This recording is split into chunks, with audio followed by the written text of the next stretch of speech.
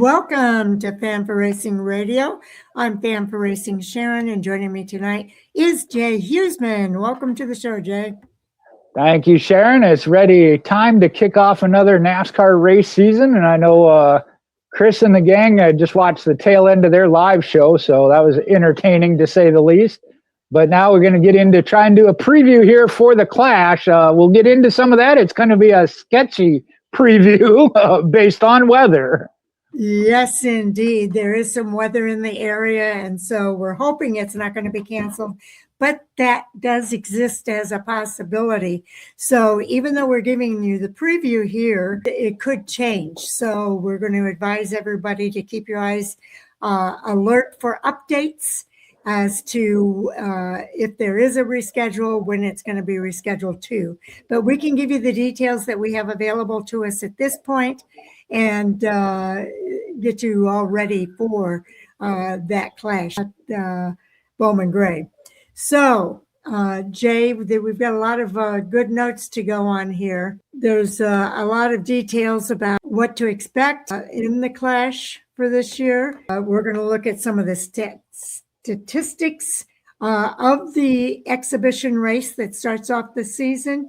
And this year marks that 48th running of the Clash. It is, and it's the second time in NASCAR Cup Series history now that the traditional exhibition-style event will tackle the historic Bowman Gray Stadium. They made that move last year after doing 3 years out in the Coliseum, then kept it on a short track. Now, again, it's projected, as it stands, Sunday's event, February 1st, will be broadcast live on Fox, MRN, and SiriusXM NASCAR Radio starting at 6 p.m. Eastern. Again, this is what we got published right now, but as Sharon said, be alert to possible updates, changes, postponements, whatever they decide to do based on the weather. All right. Now we're going to talk about what the 2026 format is going to look like, and it's going to be open to 40 entrants to participate in earning a spot in the Cookout Clash at the Bowman Gray Stadium. But even though 40 entrants can participate, only 23 drivers will compete in the actual feature event, the main event. And right now, there's only 38 cars that are entered. And just so you know, we don't have an official entry list yet, but we have some information from a few sources that are projecting what that entry list might look like. And I found this on Beyond the Flag. It does say projected Clash. 36 chartered teams obviously will be there. But then you also have Garage 66, which is the team formerly known as MBM Motorsports. They announced their plans to enter the number 66 Ford for Chad Fincham. And in addition to that, the other one is the number 50 Chevrolet, which is set to be entered by Team Amerivet for Bowman Gray Stadium icon Burt Myers. They fielded the number 50 car for Myers a year ago when they did it at Bowman Gray. And then on the list that Beyond the Flag has up, Jimmy Johnson is also listed in his, number 84. That's the one I don't know. A lot of places are reporting 38. He may be the 39th if they do the Clash. I know he's scheduled for the 500, but I didn't know about the Clash. In our notes here, it does mention 40 entrants. So they're able to take up to 40 people. Right. So that would fulfill at least 39 of those spots. The only other thing on the chartered teams driver change, add that Corey LaJoie is going to be in the number 6 Ford for RFK Racing, as series driver Brad Keselowski is still recovering from a broken leg. He does plan on being in the 500, though, from what I heard. Yeah, I heard that too. So it's nice, though, that he's going to get a reprieve for this to allow him another couple of weeks to recover. He's a smart guy. He's making a smart decision. Yes, he is. All right, let's talk about this season's format rundown, how people can make it into the Clash at the Bowman Gray. All right, so to start with, you'll have heat race starting lineups. The field will be split into 3 practice groups, with each group receiving 3 sessions. Those 3 sessions will be scheduled for Saturday. From that, each competitor's fastest lap time from their final practice session will determine the starting lineup for the heat races. The fastest qualifier will be on the pole for heat number 1, second fastest on the pole for heat number 2, and third fastest qualifier will be on the pole for heat number 3. And then fourth fastest will be on the pole for heat number 4. And then they'll start alternating back and forth again, just like they did with the front runners. All right. Now, in those heat races, there will be 4 heat races. Each heat race will be 25 laps with only green flag laps counted. There's no overtime in play for the heat races. The top 5 from each heat race will be the ones to advance to the Clash. And then we have what you call the LCQ, last chance qualifier. Depending on what part of the country you're from, you might know it as a hooligan race because it's anything goes. It's their last opportunity. Cars that do not transfer to the Clash will compete in this last chance qualifier, LCQ, with their starting position determined by where they finished in their respective heat races. The LCQ is 75 laps with only green flag laps counting and no overtime in play. From there, the top 2 finishers in the LCQ will transfer into the main event, the Clash. All right. Now, the Cookout Clash feature, that's the feature event with 23 drivers competing for 200 laps with only green flag laps counted. The race must end under green. A timed break will be observed in the halfway point of the race at lap 100. All right, so again, the lineup will be those first 22 spots for the Clash is set through their finishing positions in the heat races and the last chance qualifier. That 23rd and final spot is reserved for a driver who finished the highest in the 2025 season driver point standings who is not already transferred into the Clash. That means Kyle Larson, as the champion, is guaranteed to start because if nothing else and he doesn't make it through any other way, that's him, at least to start with. If he races his way in, it'll move down the list of the point standings. All right. Now, we mentioned that this weekend's event is the 48th running of the Cookout Clash, and the event will be the second time that it's held at the historic Bowman Gray Stadium. First Cookout Clash was held on February 11th, 1979. At that time, it was at Daytona International Speedway, and the event was won by NASCAR Hall of Famer Buddy Baker. Obviously, at Daytona, the race average speed was 194.384 miles per hour. Hopefully, we will not see that speed. Yeah, right. Okay, now Bowman Gray Stadium is actually the 4th different venue to host the annual non-points NASCAR Cup Series exhibition event, joining Daytona International Speedway from 1979 to 2020, Daytona International Speedway's road course in 2021, and the Los Angeles Memorial Coliseum from 22 to 24. And the number of participants in the Clash exhibition event has ranged from as low as 7 drivers in 1981 as high as 28 in 2009. Again, there's been a lot of different formats. It used to be it was previous winners, kind of like the All-Star race. So I wouldn't remember it being as low as 7, but I was only 6 years old in 1981 too, so. All right. This season, there are 40 drivers that are eligible to enter the Cookout Clash at Bowman Gray Stadium. But as we've already mentioned, only 23 drivers will start that main feature event and compete for the win. And talking about the Clash at the Coliseum when it was held in LA in 2023 and 2024, there were 36 drivers that entered for those final 23 spots. This year, again, right now, as it stands, a total of 39 drivers have entered, with the maximum being 40. And the 2026 season marks the 5th time from 22 to 26 that the Exhibition Clash event has used a format that included heat races and last chance qualifying races. And I kind of like that format. I do. I know for Daytona, that if you look at the dates, the 2022 is when they moved it to the Coliseum, when they went to the short track. And that was kind of the part of the short track atmosphere and package that went with it, was the heat races and LCQ. Now we're going to look at some starts in total, give you a little bit of history. And keep in mind, this is in the Clash as a whole. not separated by the venue. In total, there's been 139 different NASCAR Cup Series drivers that have competed in the Clash. 105 of those 139 have participated in more than one Clash event. And NASCAR Hall of Famer Mark Martin leads the Cup Series in Clash event appearances. He has 24 under his belt. I'm going to look real quick at the top 10 all time with the Clash event appearances.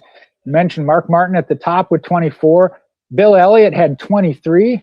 Jeff Gordon with 22. Denny Hamlin with 20. Ken Schrader with 19, as well as Kevin Harvick, Rusty Wallace, Kyle Busch, Jimmy Johnson, Kurt Busch come in at 18, along with Terry Labonte. Joe Gibbs Racing's Denny Hamlin leads all active drivers in career Clash events, starts with 20 appearances. And of course, this year would mark his 21st start. NASCAR Hall of Famer Jeff Gordon has appeared in the most consecutive Clash races. He's competed in 22 consecutive events, ranging from 1994 to 2015. And Denny Hamlin again leads all active drivers in consecutive Clash starts with his 20 appearances from 2006 to 25. With that, the top 10 active drivers with the most consecutive Clash appearances mentioned Denny Hamlin. Kyle Busch only has 19. Joey Logano, 17. Brad Keselowski, 11. Kyle Larson's at 10. Austin Dillon's at 9, along with Chase Elliott. And then Ryan Blaney's at 8. Ricky Stenhouse Jr. and Alex Bowman each have 7, and Eric Jones 6. Now, next we're going to talk about the wins. There's actually a total of 26 different NASCAR Cup drivers that have won the exhibition-style Clash event from 1979 to 2025. And there's one Hall of Famer that leads all of them. Most certainly, and you had to know that was coming if you know anything of the history of NASCAR, and the driver is Dale Earnhardt, as he does lead the series in Clash wins with 6 victories, 1980, 86, 88, 91, 93, and 95. Now, those were all on the Daytona International Speedway's oval. And we're going to mention Denny Hamlin again. He leads all active drivers with those Clash wins. He has 4 victories, 3 at Daytona International Speedway's oval from 2006, 14, and 16, and then 1 at the LA Memorial Coliseum in 2024. And there have been 12 drivers with multiple wins in the Clash.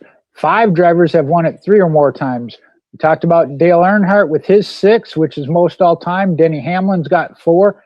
Dale Jarrett won 3 in 1996, 2000, and 2004.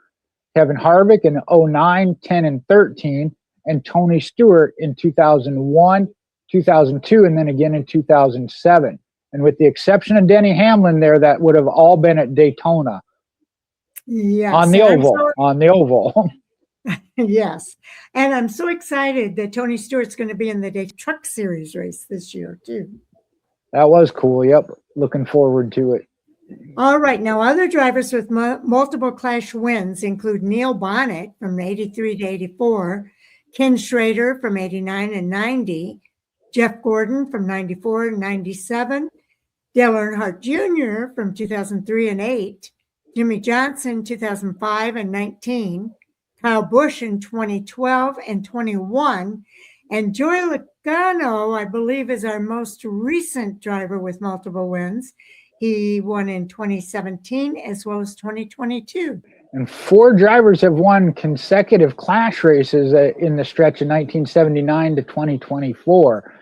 Kevin Harvick did in 09 and 10, Tony Stewart in 2000 and 01, Ken Schrader in 1990 and 91, and then Neil Bonnet in 83 and 84. And here's something I guess I didn't realize. No driver has won 3 consecutive Clash events from 1979 all the way up to last year, 2025. Well, and if you notice that, you said Joey Logano, the most recent to have a second victory, going back to 2021 when they went to the Coliseum. And I'm trying to think who won the road course. Was that? I was thinking it was Ty Gibbs, but I don't think that was in the Clash. That was the Xfinity race. But the short track, since we've gone to the short track, it's been a different driver every year, with Chase Elliott having won there at Bowman Gray last year. So that makes sense. Again, it's tough to win a repeat at Daytona. Let's go ahead and talk about the 5 drivers that won in their first appearance. All right. Let's see. 5 drivers that have won the Clash in their first appearance of the event. Buddy Baker, 1979, being the first one. Dale Earnhardt did it in his first, 1980. Jeff Gordon in 1994.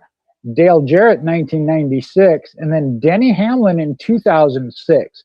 And I would point out that all of those are either already in the Hall of Fame or will be, as I very much suspect Denny Hamlin will be when the time comes. Yes, indeed.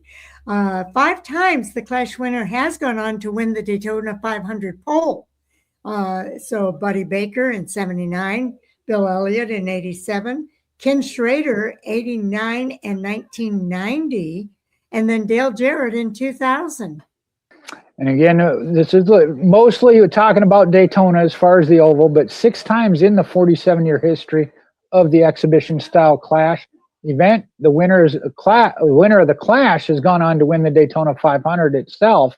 Bobby Alice in 1982, Bill Elliott in 87, Dale Jarrett in 1996 and 2000, Jeff Gordon in 97, and then Denny Hamlin in 2016.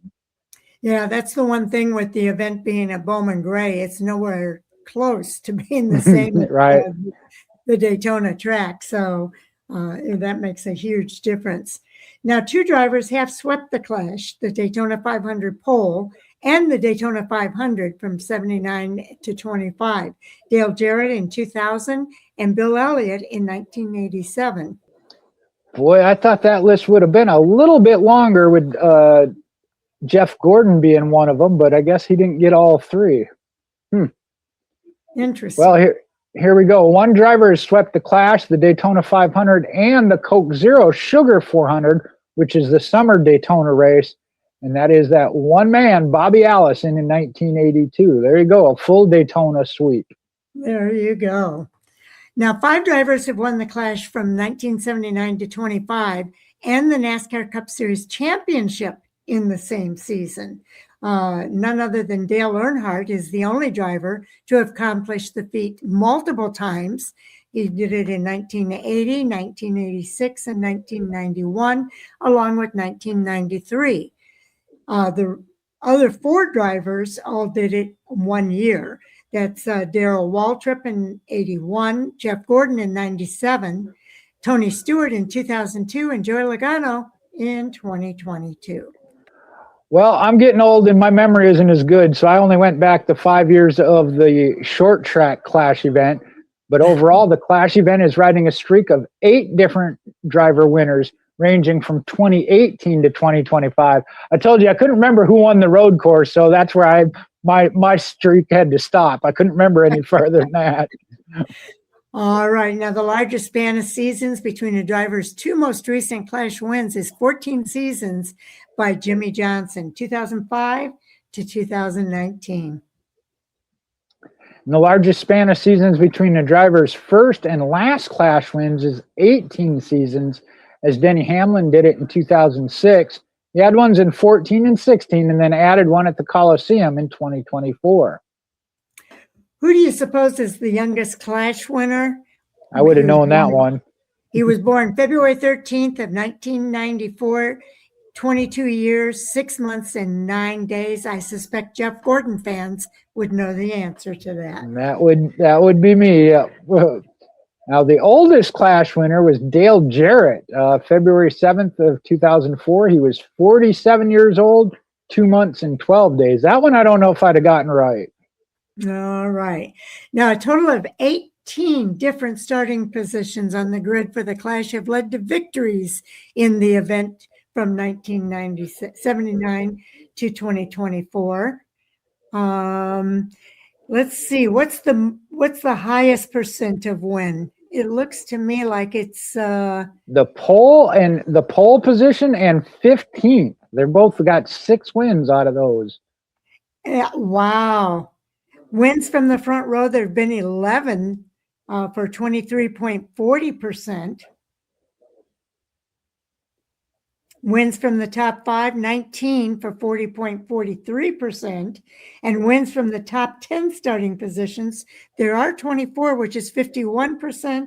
And wins from starting outside the top 10, actually, there's been 23, 48.94%. But I suspect Bowman Gray might be a little bit harder to make that happen. And I was going to say, Sharon, at first I was rather impressed that I thought you were doing those in your head. I did not get the whole message you sent me, because it tells me at the bottom here the message was clipped. So yeah, I was like, oh, you're reading those and adding them up, and then I was like, no, I think you got them in notes there. I wish I was that smart. I was impressed. 6 of the previous 47 Clash events, 12.7%. have been won from the pole at first starting position. Darrell Waltrip in 81, Bill Elliott in 87, Ken Schrader in 89, Denny Hamlin in 2016 and 2024, and then Chase Elliott in 2025. Now, the most proficient starting positions in the field are the 1st and 15th. We talked about that. They have produced the most wins of any other starting position on the grid, with 6 victories each. That's kind of ironic that it's 1st and 15th. Yeah, that 15th being another big number. All the other numbers off of those were 5, maybe I think 3, 2, and 1 is what I saw. So I don't know why 15th is magical as well.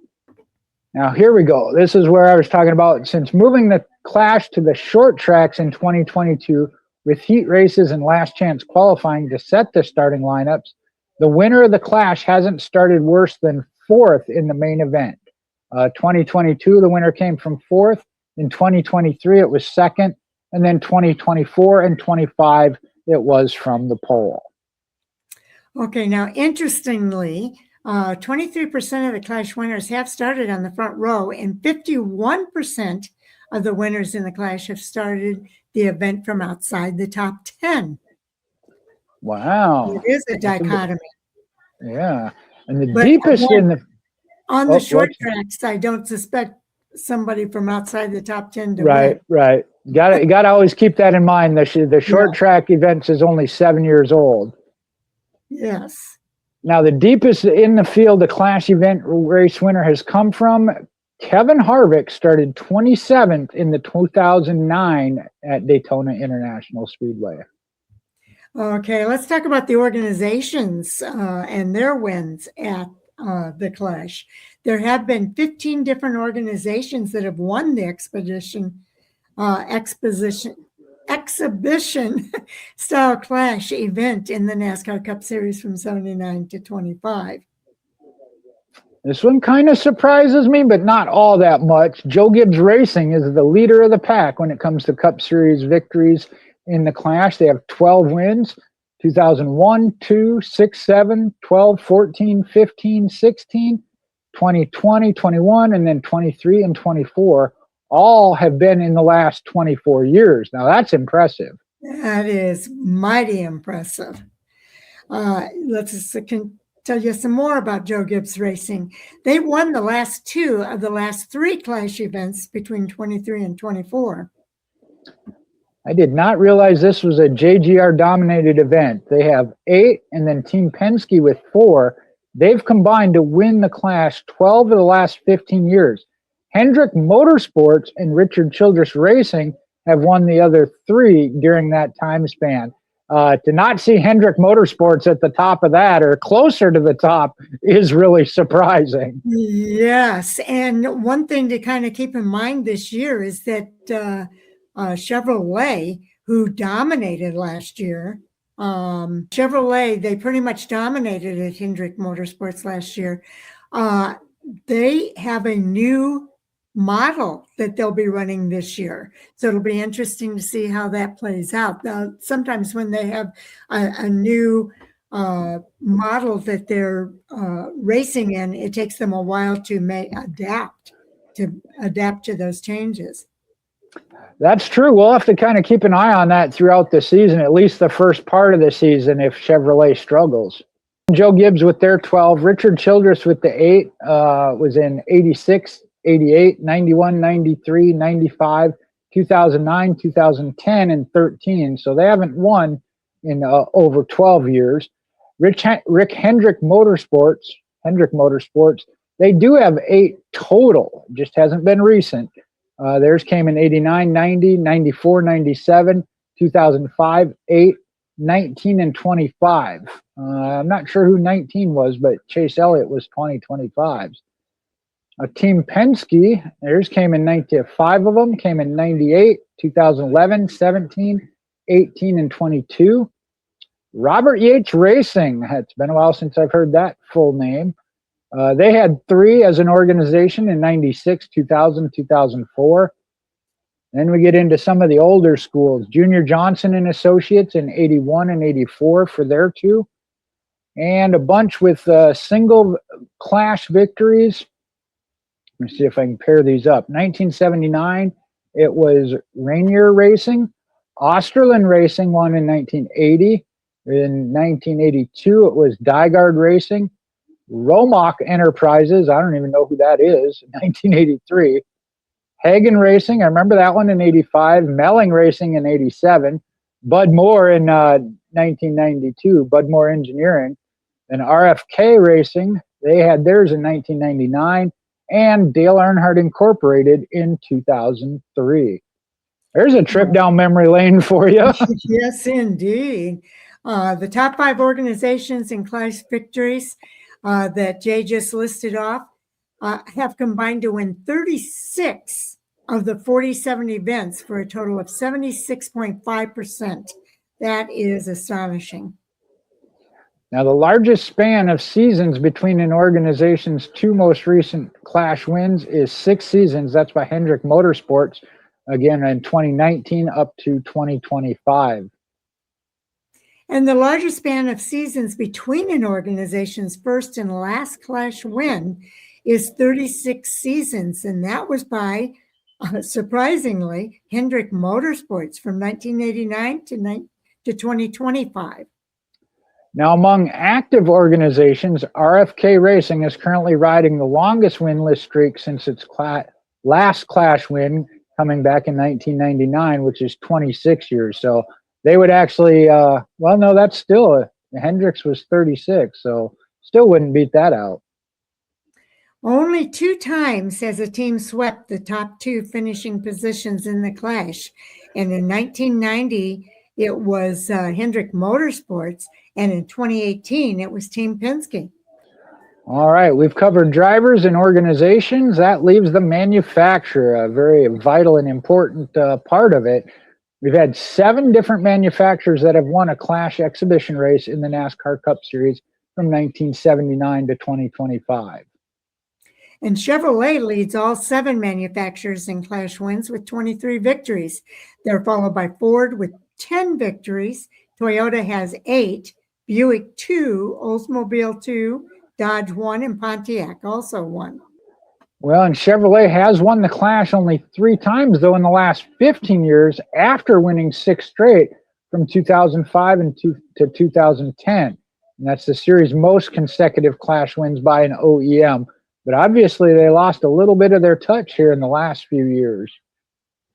Okay, we mentioned Chevrolet has the most victories at 23. Chase Elliott was their last driver to win one of those 23 victories. Ford's last driver to win their 10 victories was Joey Logano in 22. For Toyota, their last driver to win their 8 victories was Denny Hamlin in 2024. And then we're going into the old time with Buick. Buick had 2 wins. Bobby Allison was the last driver to win in a Buick in 1982. Oldsmobile also has 2, and the last driver to win was Dale Earnhardt in 1980. Dodge and Pontiac both have 1. For Dodge, Kurt Busch was the last driver to win in a Dodge in 2011, and Tony Stewart was the last driver to win in a Pontiac in 2002. Some interesting stats there. It was. I wouldn't have picked Kurt Busch as the Dodge to have won it. That must have been when he was with Team Penske. And looking at it, I was pretty sure that was the case. Going back up, if you look at the race teams, the organizations, Osterlund Racing in 1980. That was Dale Earnhardt in an Oldsmobile, because that was before he came to Yeah. Richard Childress Racing. That one I would have gotten as far as a trivia question. Good deal. All right, Okay. some additional finishing positions. Hate to bring it up, but you got the runner-up position.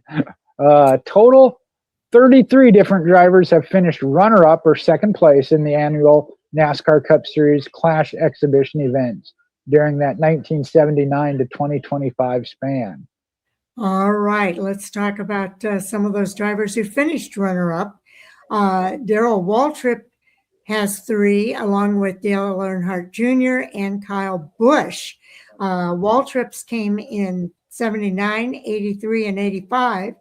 For Dale Jr., it was 2002, 4, and 6, and Kyle Busch in 17, 22, and 24. They lead all the NASCAR Cup Series drivers with those 3 wins for each of them. And there's 6 drivers that have active drivers, that have finished in that runner-up position. Mentioned Kyle Busch as one of the ones with 3. Austin Dillon has a pair in 2020 and 23, as does Joey Logano in 16 and 18. Brad Keselowski has one in 2014, Chase Elliott in 2021, and then Ryan Blaney in 2025. And 2 drivers all time have finished runner-up in consecutive seasons in the Cup Series Exhibition Clash event. That would be Davey Allison finishing second in 88 and 89, and Sterling Marlin finished second in 1995 and again in 1996. I remember Marlin in that number 4 car when he was the top dog at super speedways. All right, top 5 finishes. In total, there's been 70 different drivers that have finished inside the top 5 in the Clash exhibition race. And the NASCAR Hall of Famer Dale Earnhardt leads the Cup Series drivers in top 5 finishes in the Clash with 11, including 5 straight top 5s from 1993 to 1997. And the top 5 finishes all time, again, mentioned Dale Earnhardt with the 11. You also had Jeff Gordon with 10, as well as Tony Stewart. And actually, Joey Logano's tied with those 2 at 10. And then Bill Elliott has 9. And Joey Logano leads all the active drivers in Clash top 5s with that total of 10 top 5 finishes. That's active drivers. All right, average finishing position. Again, this one's got to go to, being it was at Daytona, he did everything but win the 500 except once. And that's NASCAR Hall of Famer Dale Earnhardt. His average finishing position in the Clash exhibition race was a 2.75, and that's over 12 starts. That is impressive. It is indeed. Also, top 5 in average finishing position in the Clash all time. Dale Earnhardt, 2.75. Neil Bonnet at 3. Davey Allison at 3.4. Sterling Marlin at 4.33. And Cale Yarborough at 5.13. So that's pretty cool, too. That 2.75 is impressive. Actually, though, even the top 5, they're all the way through Cale Yarborough at a 5.313. Yeah, right. That's still pretty impressive over many starts. It is. And this will tell you how impressive it is. Austin Dillon leads all active drivers with an average finish position in the Clash of 7.333 in 11 starts. So that's 2 more positions we're talking about. Wow. Joey Logano, over 17 races, has an average finish at 7.5. Alex Bowman covers 8 races at 8.429. And Kyle Busch, over 19 races, has an average finish at 8.474. Ryan Blaney, over 8 races at 8.5. Kyle Larson, over 10 races at 8.8. Daniel Suarez, over only 2 races at 9.0. Denny Hamlin, over 20 races at 9.1. And Ross Chastain, over 4 races, is at 9.667. And Chase Elliott, over 9 races, comes in at 10.111. Yeah, those numbers seem a little more realistic. I didn't realize how great some of those old time greats were. Yeah, it's kind of impressive, more impressive, isn't it? All right, leading laps. A total of 67 different NASCAR Cup Series drivers have led at least one lap in the Clash. And Denny Hamlin leads the NASCAR Cup Series in laps led at the exhibition races, the Clash exhibition races, at 287 laps led of his 1,615 laps completed, or 17.8% in his 20 starts. Denny Hamlin is the leader again over 20 races. Chase Elliott, second in 9 races, led a total of 199 laps out of 902, which puts him at 22.1%. Dale Earnhardt Jr., I thought he might have been a little higher, but 16 races, led 149 laps out of 1,073 at a 13.9%. Brad Keselowski was fourth at over 11 races, 132 laps led out of 914, which is a 14.4. And then Kyle Busch with 19 races, 131 laps out of 1,610 for an 8.1%. I do want to highlight here, though, of Dale Earnhardt. Yes. Overall laps led is down at 12 races, 98, but that was out of 288 laps completed, a 34%. And then Ty Gibbs, again, we had the one road course. So 2 races, led 84 laps out of 231, is a 36.4%. But again, Earnhardt stands but for itself. Ty Gibbs, again, only having 2 races. Yeah, it could be skewed a little bit. Yeah, exactly. All right. The most laps led in the Clash by a race winner was 171 of the scheduled 200 for 85.5%. That was Chase Elliott on February 2nd, just last year. He started from the pole position and won that race. So that was pretty impressive. Well, speaking of Ty Gibbs, he's got a record, if you will. The most laps led in the Clash by a driver that did not win was 84 of the 151 scheduled laps, 55.6%. And Gibbs did that on February 6th of 2022. He started third and then ended up finishing 18th. Oh, wow. Okay, now the fewest laps led in the Clash by a race winner was 1 lap, and that was the final lap, and it happened 9 different times. Kyle Busch in 2021, Eric Jones in 2020. Then we go back to 2009 when Kevin Harvick had that happen. Dale Jarrett actually had it happen twice in 2004 and again in 2000. Rusty Wallace in 98, Neil Bonnet in 84 and 83, and Dale Earnhardt in 1980. Oh, wow. That was Earnhardt's 1980 win. How about that? The largest number of lead changes in a Clash event is 28 changes. So that was from February 12th, 2011 race. It was won by Kurt Busch, and that was at Daytona International Speedway on the oval. And the fewest number of lead changes in a Clash event is 2 lead changes, and that occurred 6 times in 84, 85, 86, 87, 88, and 1990. There might be a few lead changes, although Chase Elliott pretty much dominated last year. And that's surprising on a short track. At Daytona, I can understand it of if you could block and keep the lead. But, yeah, some of these will change now as we do more short tracks. Now, the most lap leaders in a Clash event is 14, and that was from the February 7th, 2009 race. That event was won by Kevin Harvick. And the fewest lap leaders in a Clash event are 2, and it's occurred 9 times in 79, 84, 85, 86, 87, 88, 89, 90, and 91. Those are pretty consecutive for the most part. from 84 on.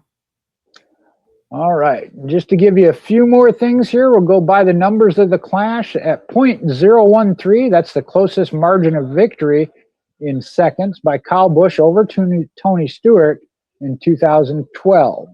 And that is the all-time closest margin of victory in the Clash. Wow. .058 is the second closest margin of victory in seconds in the Clash. by Kurt Busch and Jamie McMurray back in 2011. And .080 is the third closest, and that was Dale Earnhardt over Sterling Marlin in 1995. Okay, how about the loneliest number 1? The fewest laps led by a winner is just 1, and it occurred 9 times. Rusty Wallace in 98, Neil Bonnet in 83 to 84, Dale Earnhardt in 80, Dale Jarrett 2000 and 2004, Kevin Harvick in 2009, Eric Jones in 2020, and all at Daytona International Speedway. Kyle Busch in 2021 did it at the road course at Daytona International Speedway. Well, there we go. That answered my question of who won on the road course. It was Kyle Busch. Mm-hmm. Now, we talked about this one, that best average finish. That's a 2.75 for Dale Earnhardt, and that is just absolutely impressive. It certainly is.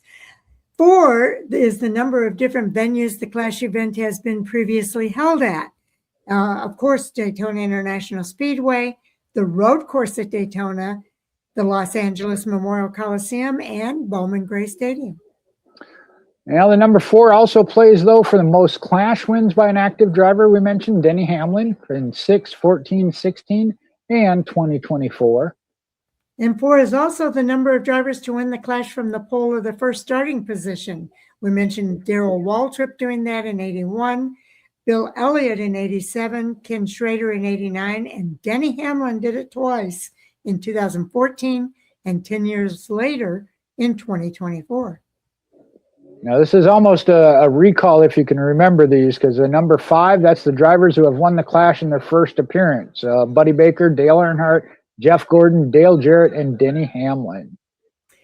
It's kind of a review, a summary of what we've there you go. Here.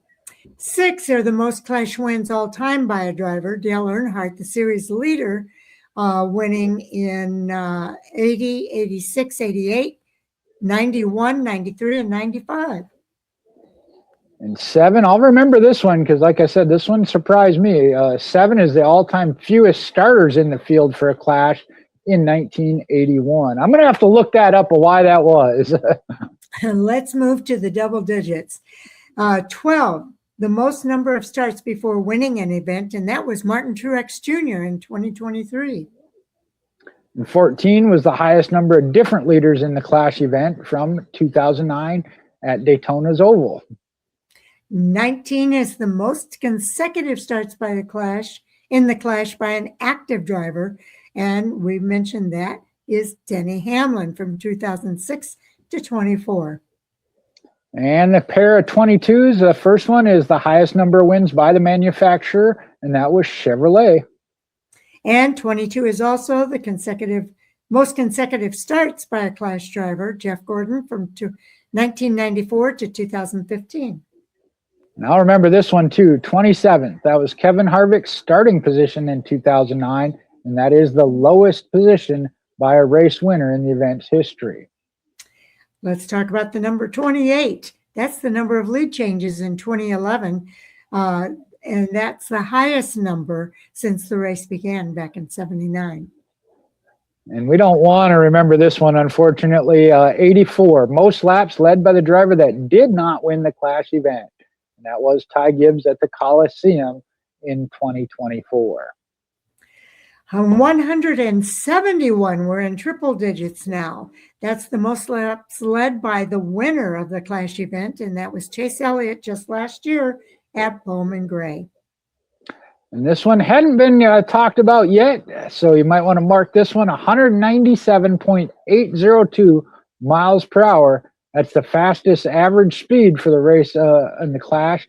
That was in 1987 at Daytona International Speedway, won by NASCAR Hall of Famer Bill Elliott. I know he's got some speed records, yeah. Isn't that the reason why they put a restrictor plate on? It was, what was that, 89 or 87? Somewhere in there. I think that was from actually Talladega, though. Oh, because that was top speed. Yeah, like 212, I think. Yeah. Okay, that's a good But point. yeah, that is attributed to Bill Elliott. You're right. That darn Okay. guy was just too fast. He was very fast. Mr. Speedy Gonzalez, awesome Bill from Dawsonville. Okay. Jay, I think we pretty much covered it for what fans can watch for this weekend. February 1st, the race is taking place if there's no snow. And that would be at Bowman Gray Stadium, 8 p.m. Eastern Time. On Fox. It's also going to be on MRN and SiriusXM NASCAR Radio. There will be practice and qualifying on Saturday, January the 21st, again, pending inclement weather.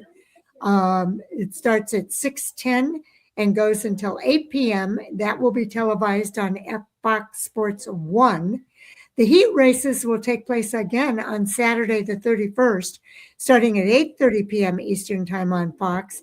And then that last chance qualifier race will be Sunday, starting at 6 p.m. on Fox. And again, that's all pending inclement weather that is coming into the area. And I will tell you,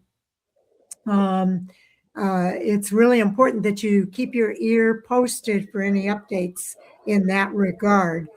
We've given you the information as we have it right now, but a lot of that could change dependent on the weather. Most certainly, and we don't want you to miss out on anything. So yeah, stay tuned to NASCAR.com. J-Ski is generally pretty good about following up whatever NASCAR posts they get out pretty quick. Or follow, if you like me, I have Bob Pockris on X. You can't get no better updates than Bob Pockris. That is true. That man is on top of it all. All right. Just to let you know what you can watch for coming soon.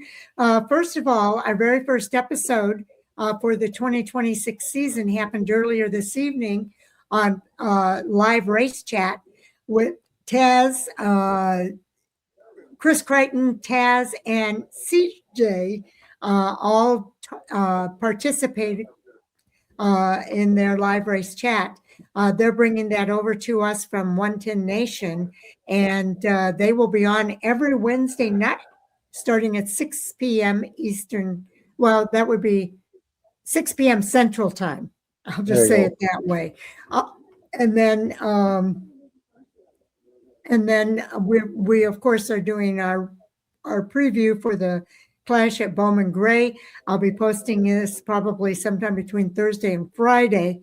Taz and I are not going to do a fantasy report this week for the Clash, but we will be back with the fantasy report on Friday mornings. And so the Friday, that would be Friday the 13th that will return with the fantasy report with Taz and myself. But before that, we've got more coming. Jay and I are going to start our hot topic sound off conversation. I know on Race Chat Live, they discussed some of the hot topics tonight. I think there were 4 or 5 topics that they covered. Jay and I will give our input on some of those topics coming up here on Monday night, February the 2nd. We can do a quick review of the race, provided that it takes place at Bowman Gray. We can give a review, and then we'll get into some of those hot topics and give you our take on those. And then hot topics this year will be streamed live, but we will be starting at 8:15 p.m. Central Time for those hot topics, and it will be just Jay and myself. Sal, and you the fans, if you want to interact, jump on in there. Yes, we want you to jump on in and participate, especially with it just being me and Jay. We need opposing opinions because Jay and I tend to agree a lot of times. And I was thinking, Jay, we might do if you take one side, I'll take the other side, at least to present both points of view with our hot topic. Let's see, should we call it sound off or a hot topic? I don't know. I got to think about that. We might have to come up with a new name for that since it's just the two of us. But so that's going to be taking place.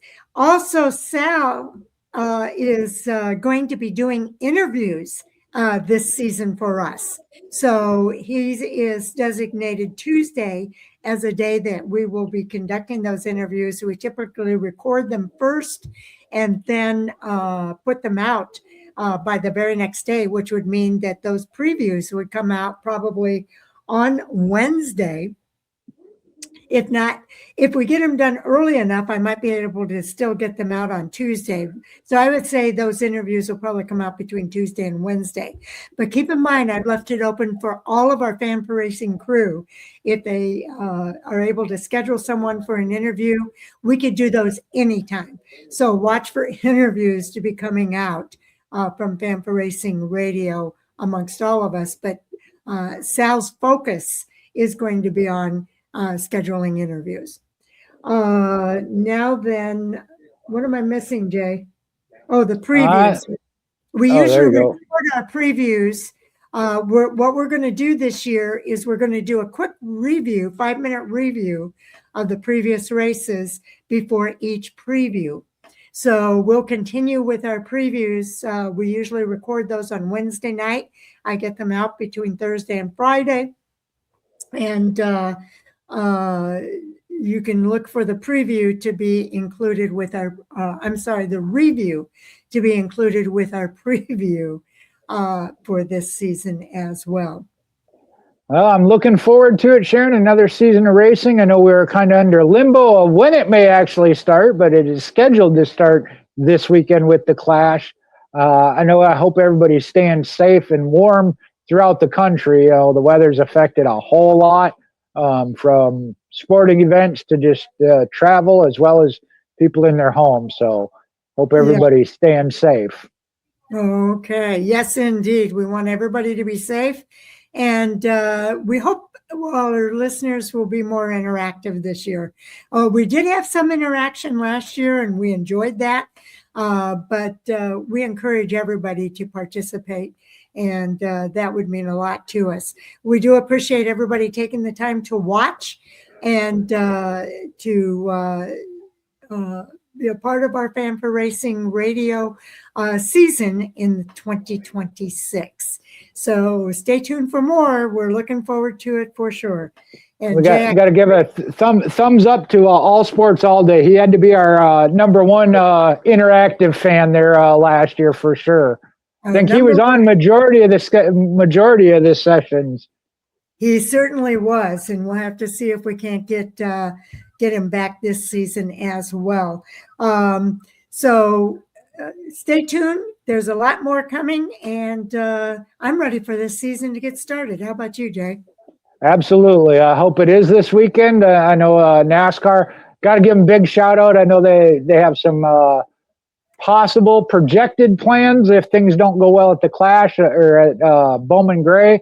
We'll have to wait and see. That's out of everybody's hands at this point. Yes, there's been some different discussions about what it might be if it's not at Bowman Gray, but we'll have to wait and see what actually happens. So thank you, Jay. I always appreciate you. Thank you, everyone, for tuning in, and we'll see you in the next video. All right. Talk to you then.